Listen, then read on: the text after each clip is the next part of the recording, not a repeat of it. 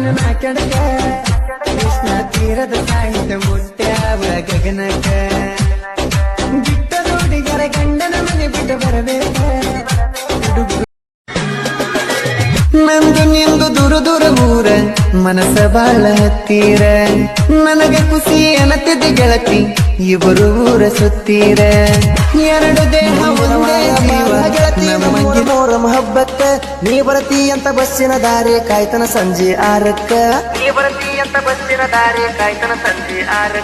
ಹತ್ತ ಹುಡುಗರು ನಿಂತಿರ್ತೇವ ಅಲ್ಲಿ. ಹಲೋ ಮಮ್ಮ. ಹಾ ಯಾರ?